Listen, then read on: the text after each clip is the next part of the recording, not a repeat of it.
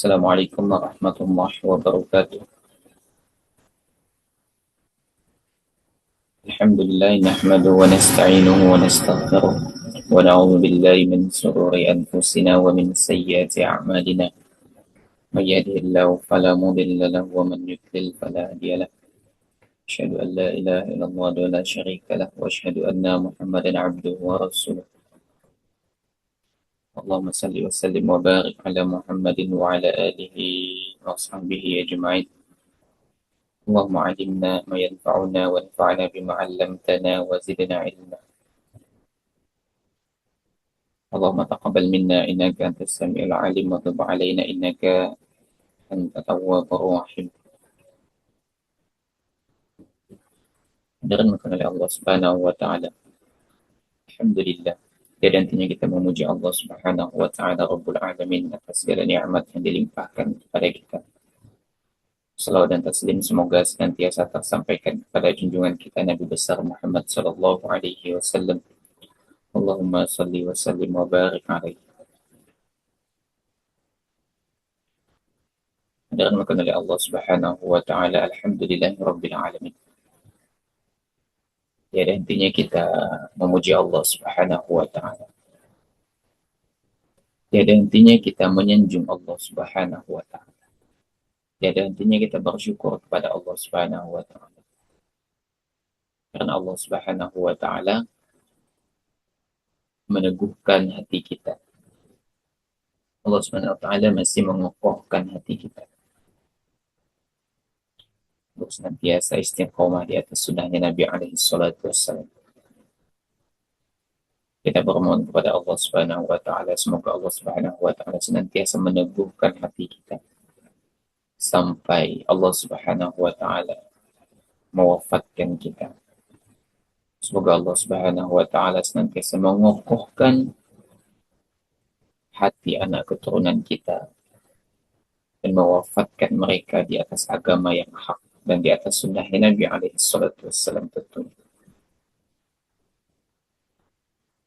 Direnungkan oleh Allah Subhanahu wa taala, insyaallah pada kesempatan ini kita akan kembali melanjutkan bahasan kita dari ensiklopedia larangan dalam syariat.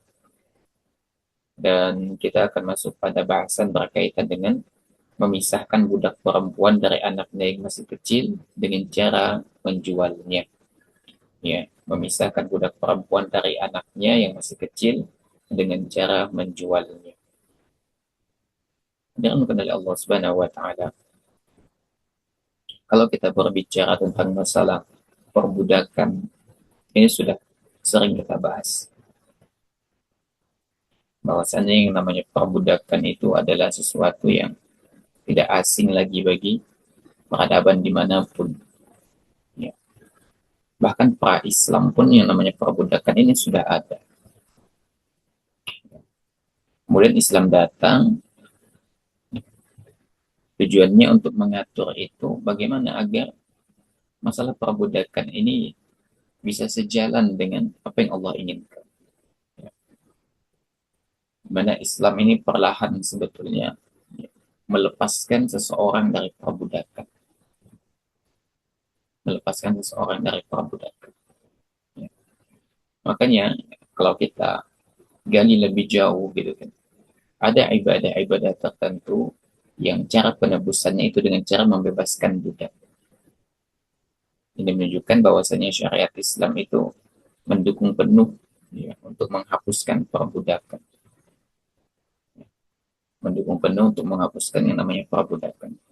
Dan sekaligus bantahan bagi orang yang mengatakan bahwasanya Islam itu melegalkan perbudakan. Dan itu terlihat dari sejumlah aturan di mana Islam masih mengatur perbudakan. Jadi tujuan kenapa Islam masih mengatur perbudakan? Pertama itu memang nas syar'i gitu kan. Islam memang mengatur itu sehingga kita tidak bisa sama sekali untuk membantah itu. Yang kedua, bahwasanya kalau memang perbudakan itu masih berlaku di tengah masyarakat, maka Islam menggariskan begini loh tata cara perlakuan kita kepada mereka. Begini loh cara kita bermuamalah dengan mereka. Begini loh ya, adab-adab kita bergaul dengan mereka.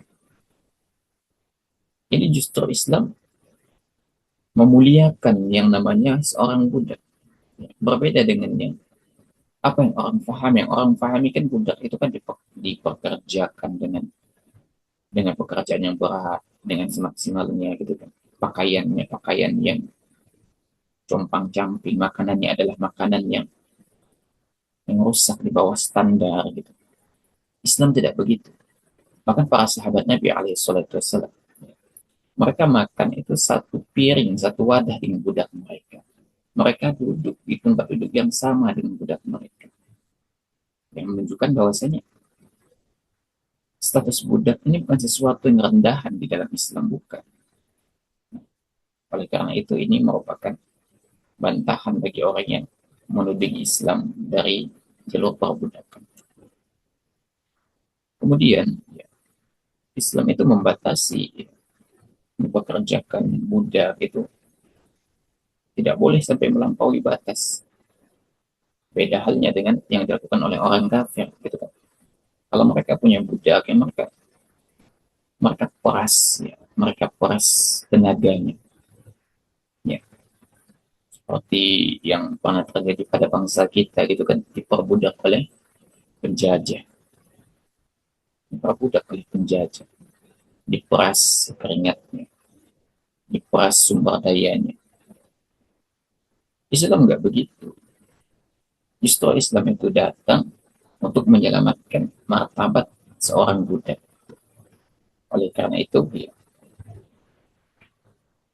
eh, merupakan sebuah kesalahan yang besar bagi orang yang menyerang Islam dari sisi budak. Gitu. Dirahmati oleh Allah Subhanahu wa Ta'ala. Jadi, meskipun ya, pembahasan ini seolah-olah tidak relevan gitu kan kalau kita berkaca dari kondisi di era sekarang. Kok masih ada pembahasan budak, sedangkan sekarang itu tidak ada lagi yang namanya jihad, tidak ada lagi yang namanya perbudakan. Ketahuilah bahwasanya ya, karena perbudakan ini jelas ya, dibahas di dalam Islam gitu. Jelas tertera termaktub di dalam syariat kita. Oleh karena itu, ya hukum masalah perbudakan, masalah jihad ini akan tetap abadi, akan tetap ada sampai sampai hari kiamat. Sehingga pembahasannya itu akan tetap dilakukan karena memang sudah termaktub gitu ya. Karena memang sudah termaktub. Karena itu kita tidak bisa menyisihkan atau menghapus ya, syariat atau aturan-aturan tentang masalah jihad, tentang masalah perbudakan itu tidak bisa. Karena memang sudah diatur begitu. Sudah diatur di dalam agama kita. Di antara perkara yang tidak boleh kita lakukan kepada budak, tidak boleh kita lakukan kepada budak adalah memisahkan budak perempuan dari anaknya. Ya, memisahkan budak perempuan dari anak. Ini adalah di antara adab yang berlaku di dalam syariat kita. Bahwasanya kalau misalnya perbudakan itu masih berlaku, maka seseorang itu tidak boleh memisahkan budak perempuan dari anaknya yang masih kecil. Baik itu dengan cara menjualnya atau dengan cara lainnya. Itu nggak boleh sama sekali. Jangankan budak, ya. Jangankan manusia.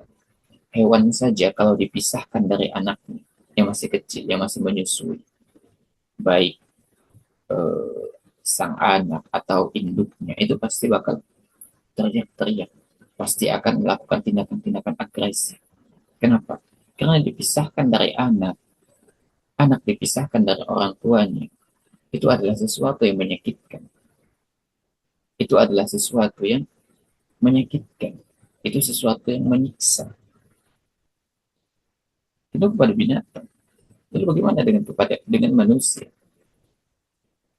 Oleh karena itu kepada budak pun, walaupun kepada budak sekalipun, tuannya itu tidak dibolehkan, tidak diperkenankan untuk memisahkan budak tersebut dari anaknya. Itu tidak diperbolehkan.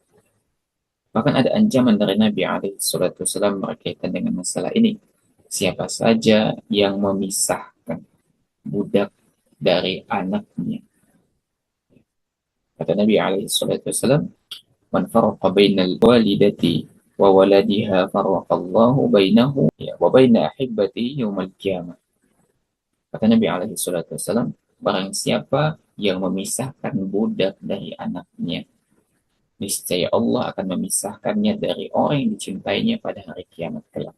Ini diriwayatkan oleh At-Tirmidzi dan yang lainnya.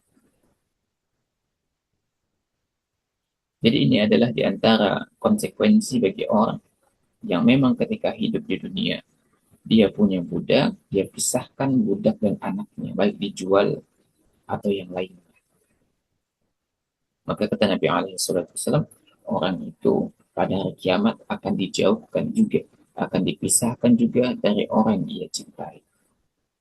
Ya, apakah dari istrinya, apakah dari anak-anaknya juga, apakah dari orang tuanya,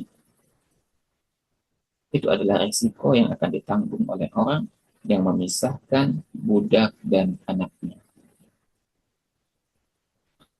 Hadirin bukan oleh Allah Subhanahu wa taala. Kemudian kita lihat pada riwayat yang lain dari Ali, ia mengatakan bahwasanya pada suatu ketika dibawa tawanan pada Rasul Shallallahu Alaihi Wasallam. Lalu beliau Shallallahu Alaihi Wasallam memerintahkan untuk menjual dua bersaudara. Ya, lalu aku menjualnya dan memisahkan antara keduanya. Sampai informasi itu kepada Nabi Alaihi Wasallam. Beliau mengatakan cari keduanya, satukan kembali. Lalu jualah keduanya bersama-sama dan janganlah dipisahkan antara keduanya. Ini diriwayatkan oleh Ahmad dan yang lain. Ya. Jadi kata Ali, ya, dibawa tawanan kepada Nabi Alaihi Wasallam. Ya, dua orang gitu kan, saudara. Lalu Ali diperintahkan untuk menjual, gitu kan, menjual budak itu. Lalu Ali menjual budak itu, tapi dijual dengan terpisah. Info itu sampai kepada Nabi Alaihi Wasallam. Lalu Nabi SAW memerintahkan untuk mencari dua budak itu, ya, diambil kembali. Kemudian kalau mau menjualnya dijual satu paket, tidak boleh dipisah. Dan masih banyak lagi riwayat-riwayat lain yang senada gitu kan. Dan hadis-hadis ini saling menguatkan yang menunjukkan bahwasanya tidak dibolehkannya kita untuk memisahkan antara budak dan anaknya. Apalagi kalau budak itu bersaudara gitu kan. Tidak boleh dipisahkan. Ya. Oleh karena itu, ya, berkata Imam Asy-Syaukani rahimahullahu taala dalam Nailul Awtar, beliau mengatakan bahwasanya berdasarkan nas yang ada, berdasarkan dalil yang ada, maka diharamkan untuk memisahkan seseorang dari saudara-saudaranya. Ya. Adapun kerabat yang selain mereka yang penyertaannya melalui kias ini perlu ditinjau ulang. Gitu. Ya. Sebab tidak ada keberatan akibat memisahkan mereka sebagaimana yang terjadi akibat memisahkan antara orang tua dari anaknya atau seseorang dari saudara-saudaranya. Dan tidak boleh disamakan bila memang berbeda. Dan harus berhenti pada batas yang telah disebutkan dalam nas dan zahir hadis, yaitu diharamkan pemisahan baik dengan menjualnya atau dengan cara lain yang dapat mengakibatkan kesulitan yang sama dengan kesulitan pemisahan karena menjualnya. Kecuali pemisahan yang berada di luar kuasanya, seperti terpisah karena pembagian ghanimah. Ya. Jadi kata Imam Asy-Syaukani, ya, maka berdasarkan nas itu diharamkan memisahkan seseorang dari saudara-saudaranya. Ya. Apalagi memisahkan orang tua dari anaknya. Ya. Adapun kias, ya, kan dalam dalil itu ditunjukkan tidak bolehnya memisahkan antara budak dan anaknya atau antara seorang dengan orang lainnya yang bersaudara. Adapun kias yang dikiaskan kepada dua kelompok itu, kata beliau, maka dilihat apakah memang itu sesuai atau tidak. Ya. Dilihat apakah itu sesuai atau tidak. Karena dalil ini membatasi tidak bolehnya memisahkan antara budak, ya, dan anaknya, atau antara budak nih sama-sama budak tapi saudaraan. Itu kan dibatasi oleh syariat. Adapun yang mengkiaskan pada keduanya, maka perlu dilihat kembali. Perlu dilihat kembali. Diharamkan oleh Allah Subhanahu wa taala. Ya. Berkata Ibnu Qayyim rahimahullahu taala, bahwasanya beliau alaihi salatu wasallam melarang memisahkan tawanan antara ibu dan anaknya. Lalu beliau Ibnu Qayyim menyebutkan hadis dari Abu Ayyub. Pernah dibawakan kepada Nabi alaihi salatu wasallam sejumlah tawanan. Ya. Lalu beliau memberikan tawanan itu kepada satu keluarga supaya tidak memisahkan mereka. Dan oleh Allah Subhanahu wa taala, jadi ini adalah di antara perkara yang tidak boleh kita lakukan. Kalaupun misalnya perbudakan itu masih berlaku, maka kita tidak diperkenankan untuk memisahkan antara budak, ya, dan anaknya, budak perempuan dan anaknya.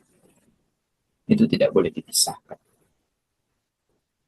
Oleh karena itu, meskipun Islam itu sampai sekarang masih mengatur perbudakan, tujuannya bukan untuk melegalkan perbudakan, tetapi untuk bagaimana menjaga hak-hak dari budak itu tetap terjaga. Bagaimana kehormatan dari budak itu tetap terjaga. Oleh karena itu, ini adalah di antara perkara yang mesti kita perhatikan, bahwasanya Islam itu datang bukan untuk merusak martabat manusia. Islam itu datang bukan untuk menghancurkan harkat manusia, bukan. Tetapi untuk menaikkan derajat manusia.